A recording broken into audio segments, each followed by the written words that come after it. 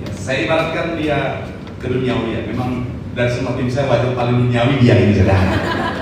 Saya mau bilang sekali lagi, saudara, kalau tujuan kita adalah surga, hati-hati dengan keduniawian, saudara. Jangan izinkan keduniawian mengikat setiap kita. Karena saya mau bilang sekali lagi, saudara, keduniawian awalnya mungkin enak, saudara.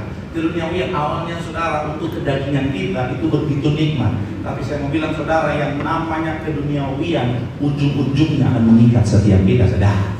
Iya kan? Yang namanya keduniawian apapun itu, saudara bisa sebutkan satu persatu. Saya mau bilang, saudara, awalnya mungkin kayaknya enaknya luar biasa, tapi ujung-ujungnya adalah apa? Akan mengikat setiap kita. Dan saya mau bilang, saudara, kalau keduniawian sudah mengikat setiap kita, ketika Tuhan memanggil setiap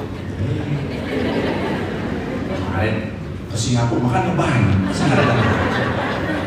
Dia di Singapura makan banyak banget, saudara. Karena dia tahu gratis saya bayar. Saya makan sampai susah napas, bisa makan banyak banget ya makannya. Dolar nih bos, dolar.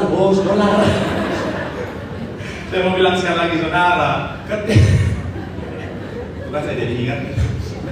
Saya mau bilang sekali lagi, saudara, ketika kita mengizinkan keduniawian mengikat setiap kita, ketika waktu Tuhan kita akan jangan ikut. Ya saya pura-pura berat.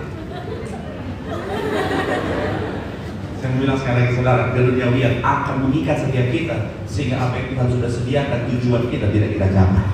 Sekali lagi saya mau bilang, saudara, seenak apapun dunia menawarkan keduniawian, jangan izinkan itu menguasai kita. Karena kalau saudara ingat, uang itu, saudara, itu sebenarnya bisa duniawi, bisa tidak, saudara. Makanya uang pastikan hanya sampai di tangan kita, saudara. Jangan izinkan itu masuk sampai ke hati kita. Karena kalau sampai ke hati itu akan mengikat setiap kita. Tapi kalau hanya di tangan, itu hanya jadi hamba buat setiap kita. Ibu Gembala bilang begini, saudara, uang adalah hamba yang baik, tapi tuan yang jahat. Kalau dia jadi hamba, kita bisa gunakan untuk hal-hal yang baik. Tapi kalau dia jadi tuan dalam kehidupan setiap kita, ada banyak orang rela lakukan segala macam dosa supaya mencapai yang namanya uang tadi, saudara.